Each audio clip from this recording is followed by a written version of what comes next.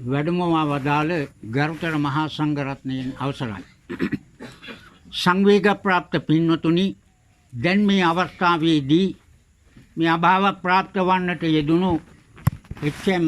ධර්මරත්න මහත්මයා වෙනුවෙන් දූදරු නෑදෑ හිතවත් ඒ ස්වාමි දීන ඇතුළු සෑම සියලු දෙනා විසින්ම මේ සිද්ධ කරන්නට යෙදුනේ මනුෂ්‍ය ධර්මයක්.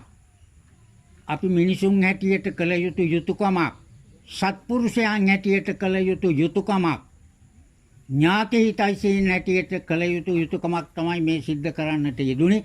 අවසාන වශයෙන් කළ යුතු ආගමික සංග්‍රහය ඉෂ්ට සිද්ධ කිරීමයි මේ සිදු කරනු ලබන්නේ. මේ අවස්ථාවේදී මේ අභාවය පිළිබඳව මොහොතක් අපි සිහිපත් කළ යුතුයි. මොකද දැන් ලෝකෙට ඔක්කොම අමතක වෙලා තියෙන වෙලාවක්. මිනිස්සු ඒ මහ පොළවේ ජීවත් වෙනවා. නමුත් මා දැක්ක අවංකව කියන්න පුළුවන් ධර්මරත්න මහත්මයා හදවතින් බෞද්ධයෙක්. හදවතින් බෞද්ධයෙක්. ඒ මහත්මයා ආශ්‍රය නිශ්‍රය කරන අවස්ථාවලදී ඇතුළාන්තය ගැඹුරෙන් දකින්න හම්බ වුණා. අපේ ලොකු හාමුදුරන් වහන්සේ සිහිපත් කළා බොහොම හරබර දේශනයන් සිද්ධ කරන්නට සමත්කමක් තිබුණා කියලා. ඒක හදවතින්ම එන දෙයක්. මේ වටාපිටා උඩින් මත්තෙන් ගාවල ආගමික සංකල්ප සිද්ධ කරන කෙනෙක් නෙවෙයි. හරියට හදවතින්ම ඒ බෞද්ධකම, ඒ දායකත්වය, ඒ මිත්‍රත්වය, ඒ සහෝදරත්වය අකුරට ගෙනියන්න වාසනාව ලැබපු මහත්මයෙක්. ආදර්ශමත් ජීවිතයක්. අපිට මෙහෙම ජීවිත දැන් හම්බ වෙන්නේ නැහැ. බොහොම කලාතුරකින් තමයි අපිට දකින්න හම්බ වෙන්නේ. දැන් ඉතින් හැමතැනම මායාමය ලෝකයක් තමයි අපිට දකින්න හම්බ වෙන්නේ. යථාර්ථය ඔක්කොම යට ගිහිල්ලා තියෙන්නේ. සංස්කෘතියකුත් නැහැ. සભ્યත්වයක් කියන දෙයක්වත් නැහැ. නිකම්ම මිනිස්සු ටිකක් තමයි අපිට දැන් ඇස් ඉදිරියට දකින්න හම්බ වෙලා තියෙන්නේ. මා මේවා නොකීවාට ඔබ හොඳට තේරුම් අරගෙන ඇති. හැබැයි ඔළුව තියෙන්න ඕන තේරුම් ගන්න. මේ අවස්ථාවේදී මා මේ මොහොතේදී සිහිපත් කරන ලෞතර බුදුහාමුදුරන් වහන්සේ මේ අවස්ථාව පිළිබඳව සිහිපත් කරන අවවාදයක්. අචිරං වතයන් කායෝ. දැන් මේ අපි මහ ලොකුවට බදාගෙන ඉන්න සාතු සප්පායම් කරන දෙන්න පුළුවන් සියලුම උදව් පදව් සක්ක ඔක්කොම කරන මේ ගත කොයි වෙලාවෙද ඉවර වෙන්නේ කියලා කිසි කෙනෙකුට කියන්න පුළුවන් කමක් නැහැ. කායෝ අචිරං වැඩි කාලයක් නොගොස් මේ මහ පොළොවට පතිත වෙනවා. පඨවින් අදිසෙස්සති කියලා දේශනා කොට වදාළේ ඒකයි. මේවා අපි උඩින් මත්තෙන් හිතා කියලා නතර විය යුතු නෙවෙයි. අපේ මේ මහත්මයා වගේ ජීවිතයේ පිළිබඳව යථාර්ථයෙන් කල්පනා කරන්නට පුළුවන් බුද්ධිය අපිට තියෙන්නට ඕන. එහෙම කල්පනා කරන්න පුළුවන් පුජ්‍යලයා තමයි සැනසීමෙන් යුක්තව ජීවත් වන්නේ. දැන් හිතන්න පුළුවන් මේ මහත්මයා ලෙඩ වෙලා හිටියනේ, ආහාර හිටියා, මේ හිටියා, ඉස්පිරිතාලෙට ඕක කොහෙද තියෙන දෙයක්. ඕකෙන් මගහරින්න මේ කිසි කෙනෙකුට පුළුවන් කමක් නැහැ. අපි දන්නේ නැහැ කොතනින් අපි අවසාන වෙයිද කියලා. ඒවා කර්මානුකූලව සිද්ධ වන දේවල්. ඒකනේ මං කියේ හදවතින් බෞද්ධ කියලා. කර්මය මොකද්ද කියලාවත් දන්නේ නැති මිනිස්සුયો ටිකක් තමයි අද ජීවත් වෙන්නේ. චේතනාම් භික්කවේ කම්මං වදාමි කියලා බුදුහාමුදුරෝ දේශනා කොට වදාළේ. නමුත් කර්මය යනු මොකද්ද කියලා මෙලෝ හතරක් දන්නේ නැතු මිනිස්සුયો කොටසක් අද ජීවත් වෙනවා. මේක යථාර්ථය. මේ අත්දැකීම් තුලින් කියන්නේ. ඒ නිසා බොහොම කල්පනාකාරී වෙන්නට ඕන. ජීවිතය කියන එක ඊටාම වටිනා සම්පතක්. කොතනද සම්පත තියෙන්නේ? ගේ දොරේ නෙවෙයි, ධනය මිල මුදල නෙවෙයි, භවෝග සම්පත් වල නෙවෙයි, පරිවාර සම්පත් වල නෙවෙයි, හදවතේ. හදවත ශක්තිමත් නම් ඒ මිනිසයා තරම් ශක්තිමත් අවංක ඍජු පුජ්‍යලයක් තවත් නැහැ. මේ ආකල්පය අද තියෙනවද සමාජයේ? නැත. මේ ආකල්පේ නෙමෙයි තියෙන්නේ. අද ධනය තියෙනවා නම්, බලය තියෙනවා නම්, පරිවාර සම්පත් තියෙනවා නම් ආන් එතන තමයි ශක්තිය තියෙන්නේ කියලා මිනිගුවක් පස්සේ ඔක්කොම දුවනවා. ඒක තමයි යථාර්ථය.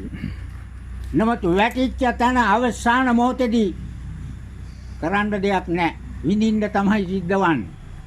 ඉතින් කර්මානුකූලව අපි සංසාරේ උපත ලැබුවා නම් කොතනද? උපත ලැබපු තැන ඉඳලා විඳින්නේ දුක. කවුද මේක තේරුම් අරන් තියෙන්නේ? මේ විඳින්නේ දුක. මේ ඇති සැපක් නැහැ. සැපයි කියලා අපි හිතන්නේ ඇයි? ලැජ්ජ වෙන්න ඕන ඒකට. ඇයි අපි සැපයි කියලා හිතන්නේ?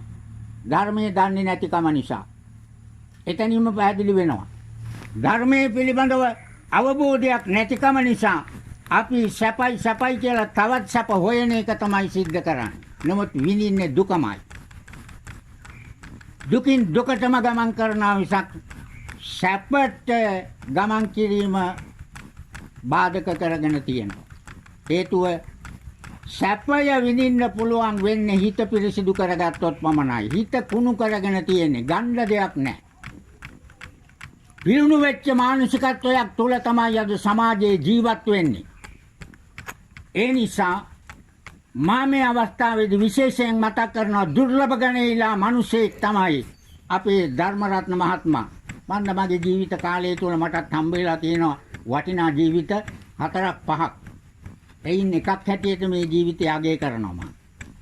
මොකද ඔබ හිතනවා වෙන්න පුළුවන් මේ සමාජයේ තුල රත්තරන් ජීවිත නැtei කියලා. නැහැ, අදත් ඉන්නවා. දැන් මම මේ ජීවිතයේ තුල 5 දෙනෙක් මම දැකලා තියෙනවා. විශේෂයෙන් මම සිහිපත් කරනවා. ඇයි එහෙම මතක් කරන්නේ? අන්න අපිටත් ආදර්ශ ගන්න පුළුවන් වටිනා ජීවිත. ජීවිතේ මොකක්ද කියලා තේරුම් ගන්න පුළුවන්. මේ සාමාන්‍ය වයසක් නෙවෙයි. අවුරුදු 106 දෙන්නයි. අවුරුදු 92ක එක්කෙනයි. අවුරුදු 108ක හාමුදුරු කෙනෙක්. මේ සියල්ලම් මුණ ගැහෙන්න මේ ළඟපාතන මේ 60ක්ම 200ක් විතර ඈත. කොහොමද මට හම්බ වුණේ? හම්බ වෙච්ච තැනදී මම කල්පනා කළා මගේ පෙර සංසාරේ පුරුද්දක් උඩ මේ හමුව සිද්ධ වුණේ කියලා. මොකද අපිට තේරෙනවා ධර්මයේ තුලින් පැහැදිලි කරලා තියෙනවා මේවා අපේ මිනිසුන්ට මේවා වටිනාකමක් නැහැ. යථාර්ථය ඒකයි. කොහෙද 60ක්ම 200 ගණක් මොන සම්බන්ධතාවයක් උඩද?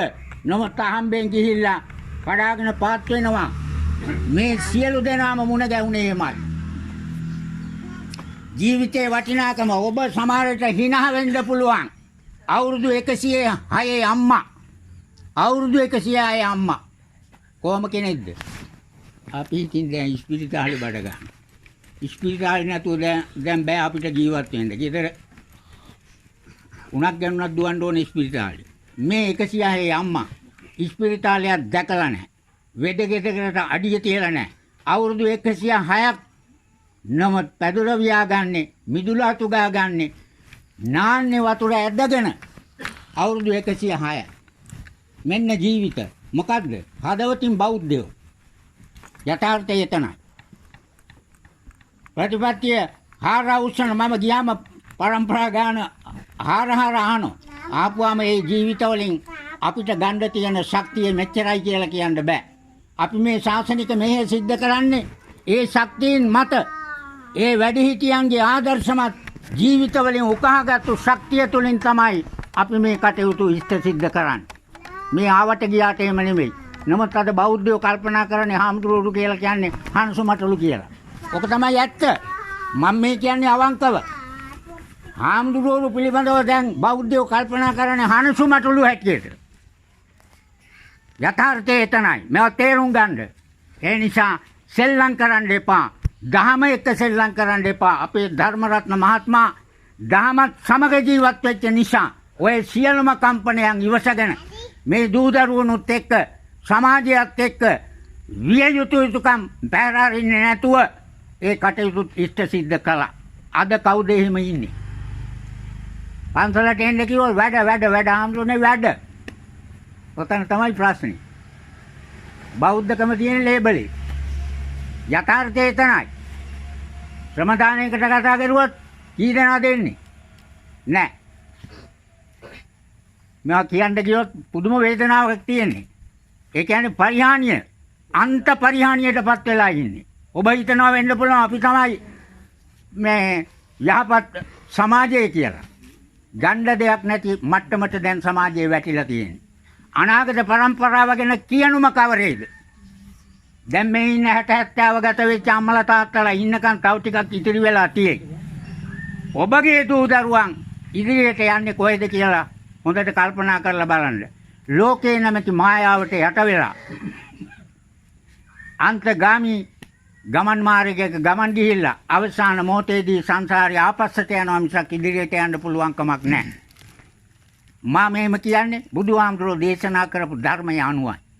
අචිරං වතයන් කායෝ පඨවින් අදිසෙස්සති චුද්ධෝ අපේත විඥානෝ නිරත්තංව කලින්ගරං.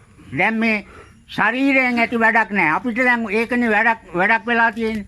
කෙනෙක් නැති වෙච්චාම ලක්ෂ ගණන් පෙට්ටි හොයාගෙන මේ කරන්න තියෙන 18 වන්නම් ඔක්කොම කරනවා. නමුත් ඉන්නකන් බැලුවෙත් නැහැ, හෙව්වෙත් නැහැ, සම්බන්ධකම් තිබුණෙත් නැහැ. නමුත් ලෝකෙට පරකාසේ ගෙදරට මරගාතේ කියපු සමාජයක් තමයි අද ජීවත් වෙන්නේ. අද වටිනාකම තියෙන මරුණට පස්සේ බැනර් එක ගන්න එකයි, තොරණ ගන්න එකයි, ලස්සන පෙට්ටියක් තියෙන එකයි. ඕවා තමයි දැන් සමාජයේ මිනුම් දඬු වෙලා තියෙන්නේ. අන්ත මෝඩයෝ ටිකක් අද ජීවත් වෙන්නේ. මේකේ කිසිදු වටිනාකමක් නැහැ. මේ නිරත්තංව කලින්ගරන් කියලා දේශනා කොට වදාළේ දර කෑල්ලක් ලිපේ දාන දර කෑල්ල තරම්වත් වටිනාකමක් නැහැ. කවුද මේ කියන්නේ? මම නෙවෙයි. දැන් විවේචනය කරයි ගිහිල්ලා. මේ කියන්නේ බුදුහාමුදුරුවෝ. බුදුහාමුදුරුවෝ මේ දේශනා කරන්නේ. මේකේ එනම් වටිනාකම කොතන තියෙන්නේ? ආන් ඒක තමයි අපේ ලොකු හාමුදුරුවෝ සීපත් කළේ, මමත් මතක් කළේ. මොකක්ද? මගේ සහෝදරයෙක් වගේ කියලා හාමුදුරුවෝ සඳහන් කළා. කොහොමද බැඳීම? ඔය බැඳීම ඇඟෙන්ද? නෑ, හිතෙන්. හිතෙන් බැඳීම. ඒ චිත්ත පාරිශුද්ධත්වයේ තුල තමයි මේ සහෝදරත්වයේ කියන එක ලැබුණේ. ඒවා කරන්න අවංක මානසිකත්වයක් තියෙන්න ඕන. වංක මානසිකත්වයට ඒවා කරන්න බෑ. ඒ හදවතේ බද්ධතාවය ඇතිවන්නේ හදවත් දෙක එකට සමීප වීම හේතු කොටගෙනයි. ඒ වගේම මම කිව්වා අර්ථය අන්වර්ථනාමයක් මාත්‍යට දීලා තියෙන කොහොම හරි ධර්ම රත්න කියලා. හරියටම හරි. ධර්ම රත්න යම් ප්‍රශ්න තියෙන අවස්ථාවලදී මම අත්දැකීම් තුලින් කියනවා මේ මහත්මයා ඒ අවස්ථාවලදී ඉදිරිපත් කරපු අදහස් දිහා බලපුවාම උජ්ජලයාගේ ශක්තිය, අධ්‍යාත්ම ශක්තිය කොච්චරද කියලා තක්සේරු කරන්න පුළුවන්. ඒ නිසා මේ චුද්ධෝ අපේත විඤ්ඤා දැන් මොකද උනේ? දැන් උනේ තමන් කරපු ඔක්කොම ගියා. දැන් හිතාගෙන ඇති නේද? අපි තමයි කෙරුම්කාරයෝ කියලා. කරපු ඔක්කොම අරගෙන ගියා. කොහෙද ගියේ? ඔක්කොම තියෙන්නේ හිතේ. ඔබ හිතන්න පුළුවන් ඔබ මේ කරපු සියලුම දේවල් මෙහෙට විතරයි කියලා නෑ. මේවා අරගෙන යනවා. කලකම් කුසල අකුසල දැන් සමහර වෙලාවට මේ කාල වකවානුව තුල රෝගීත්වයටපත් වෙලා හිටියා. ඒවා කර්මානුකූලව සිද්ධ වන දේවල්. ඒවා ආශ්චර්යමත් දේවල් නෙමෙයි. ඒක බුදුහාමුදුරුවෝ පෙන්නලා තියෙනවා. නේද? බුදුහාමුදුරන්ටත් අසනීප ඇතිුණානේ. කෙලෙස් නිවාරණය කරපු. එතකොට මේ ජරා ජීර්ණත්වයටපත් වෙන ශරීරයේ නෙමේ වටිනාකම තියෙන්නේ, හදවතේ වටිනාකම තියෙන්නේ. අන්න ඒ හදවත දැන් මෙතනින් ගියා. දැන් අපි මේ පින් අනුමෝදන් කළේ මේ පෙට්ටියට එහෙම නෙවෙයි. මනස තියෙනවා. නමුත් ගත නතර වෙනවා. අපි මේ සක්ක ගහන්නේ ඔක්කොම ගත නතර කරගන්නනේ. ඒක නතර වෙන්නේ නැහැ. ඒක දිගට යන්නේ නැහැ. ඒක මෙතනින් ඉවරයි. ඔක්කොම ඉවරයි. නමුත් යන්නේ මොකද්ද? යන්නේ හිත. එහෙනම් හැදිය යුත්තේ මොකද්ද? හිත. ආන් ඒක තේරුම් අරගෙන ජීවත් වෙච්ච මහත්මයෙක් තමයි ධර්මරත්න මහත්මයා. ඒකයි මම එහෙම සඳහන් කළේ. මොකද අපිට ක්‍රියාවලියෙන් පේනවා බමුණෙක් කියලා තියෙනවා ආකාරයි රෙංගිතයි ගත්‍යා චේෂ්ඨය භාෂණේ නැච නේත්‍ර වක්‍ර විකාරේන ලක්ෂතේන්තර්ගතම් මනක් කියලා. ඇතුළ කියන්න පුළුවන් පුජ්‍යලයක් ක්‍රියාත්මක වන ආකාරය තුනේ. කවුද මේ කියන්නේ? බමුණෙක්. එතකොට ඒ ආකාරයෙන් හදවත සුපිරිසිදුව පවත්වා ගැනීම තුළින් අනාගතය ශක්තිමත් වෙනවා. සැපවත් ආත්ම භාව ලබන්න පුළුවන් ශක්තිය ලැබෙන්නේ යන්න එතනින්. ඒ නිසා ධර්මරත්න මහත්මයා මේ ජීවත්ව හිටපු කාලබක්වානුතුල අපිත් ආශ්‍රය කළා නිරන්තරව. එහෙත් එනවා යනවා ඔය හිමල්තේ මහත්තයලා ගෙදරට ආපු ගමන් වැටපැනලා දුවගෙන යනවා පන්සලටත් ඇවිල්ලා කතා බහ කරලා යනවා. ඒම තමයි මේ මිනිස්සුන්ගේ හැටි. අපේ ඉන්න මිනිස්සු එහෙම නෙවෙයිනේ. වැටපනිනවා තියා හත් ගහුවකටවත් කිට්ටු වෙන්නේ නැහැ. යථාර්ථය ඒකයි. මම මේ කියන්නේ ඇත්ත. ඒ නිසා මේ මහත්මාගේ ඒ ආධ්‍යාත්මික ශක්තිය තුල අපිටත් ලොකු බැඳීමක් ඇති වුණා. ඒ එක්කම ඒ මහත්මාගේ සාකච්ඡා සංවාද තුලදී මම දැනගත්තා අධ්‍යාත්ම ශක්තිය බොහොම ඉහළයි. දැනමුතුකම් තියෙනවා. හොඳට පොතපත කියවලා අධ්‍යාපනයක් ලැබලා මානසිකත්වයේ දියුණු කරගෙන තියෙනවා කියන එක පැහැදිලියි. අපිට මේ පොත්පත් මොකුත් නැහැනේ. අපි ඉතින් හංසමට්ලු හැටියට තමයි ඔක්කොම තක්සේරු කරන්නේ තේමයි. සමාජයේත් තේමයි කියලා. නෑ. අපිට ලැජ්ජා වෙන්න වෙලා තියෙන්නේ. ඒ නිසා මම මේ අවස්ථාවේ දිගට කතා කරන්නේ නෑ. ඇත්ත වශයෙන් කිව්වොත් ලැජ්ජා වෙන්න එකම දේ තමයි බෞද්ධ සංස්කෘතිය තුළ දාද ජීවත් වෙන්නේ කියලා ඇහුවොත් ඔබ කියයි එහෙයි හාමුදුරනේ කියලා. ලැජ්ජා වෙන්න අපි ජීවත් වෙන්නේ බටහිර සංස්කෘතිය තුළ කියන එක අදවත් තේරුම් ගන්න. මේවා හොයාගන්න. ඒ නිසා ඒවට නිදර්ශන දෙන්න වෙලාව නෙමෙයි. දැන් මේ අවස්ථාවේදී කල්පනා කරගන්න මේ පාරම්පරිකව දැන් ඒවා ඔක්කොම අහමුලට විසු කරලා තියෙන්නේ. නමුත් ලැජ්ජ වෙන්න ඕනේ. එදා මීට වඩා 60 70කට එහා පැත්තේ අම්මලා තාත්තලා කොහොමද හිටියේ? අද අම්මලා තාත්තලා කොහොමද ඉන්නේ කියලා දෙක සංසන්දනය කරලා බලන්න. මොකද්ද තත්ත්වය කියලා තේරුම් ගන්න බැරිද කියලා. එදා සමාජයේ කොච්චර සාමූහිකත්වයේ තිබුණාද? එක්තන් බව තිබුණාද? සමගිය තිබුණාද? වචන වලින් නෙමෙයි අද ඔක්කොම වචන වලින්නේ. වචන වලින් තමයි ඔක්කොම සමගිය. සාමය. කටින් විතරයි. ගතින් මොකොත් නැහැ. ඒ නිසා මේ අවස්ථාවේදී කල්පනා කරගන්න ඒ මානසිකත්වයේ උදා කර ගැනීම සඳහා අපි විය යුත්තේ මොකද්ද? බුදුහාමුදුරුවන් වහන්සේගේ අවවාද අනුශාසනා අපි දැනුම් තේරුම් කරගන්න ඕන. බණ අහන්න ඕන. ඒවා තේරුම් අරගන්න ඕන. ඒවා තේරුම් අරගෙන පින්කම් කළොත් පමණයි මෙලවත් පරලවත් ප්‍රතිඵල ලබන්න පුළුවන්. නැත්නම් පින්කම කියන එක පින්කමක් ක්‍රියාවක් විතරයි ආනිසංස ලබන්න පුළුවන් කමක් නැහැ. ඒ බව තේරුම් ගන්න ධර්මයේ පිළිබඳ අවබෝධයක් ලැබෙන්නට ඕන. ඒක ඉබේට ලැබෙන්නේ නැහැ. උත්සාහය තුලින් ඇති කරගත යුත්තක්. ඒ නිසා මේ අවස්ථාවේදී ඉතින් අපි බොහොම සංවේගයකටපත් වෙනවා. නමුත් ලෝක ස්වභාවය ඕකයි. අනිත්‍යයි කියවනේ. ඒක තමයි අපිට දැන් වෙලා තියෙන්නේ. ඉතින් ධර්මරත් මහත්මයා ඊට පස්සේ අපිට දකින්න හම්බ වෙන්නේ නැහැ.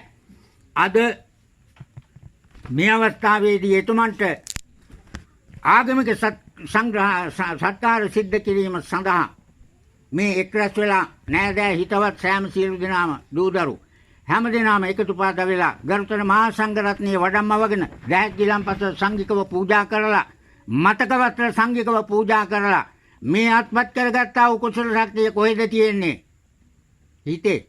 හිතේ තිබුණොත් පමණයි දෙන්න පුළුවන්. ඒ නිසා අපරස් කරගත්තා වූ මේ කුසල ශක්තිය ඒ ජන්මාන්තරගත එච්චම් ධර්මරත් මහත්මයාට ඒ දයාබර ස්වාමි පුරුෂයාට දයාබර පියාණන් වහන්සේට ඥාතිවරයාට හිතවතාට මේ පින් අපි අත්පත් කර දෙනවා. මේ පින් අනුමෝදන් වේවා. දුක් ඇති තැනක ඇතනම් මේ නත් මිදේවා. සැපවත් ආත්ම භාවයකටමපත් වේවා. අවසානයේ එතුමන් බලාපොරොත්තු වන බෝධියකින් උතුම් අමා මහ නිවන් සාදා ගැනීමට මේ පින් හේතු වාසනා වේවා කියලා ප්‍රාර්ථනා කරමු.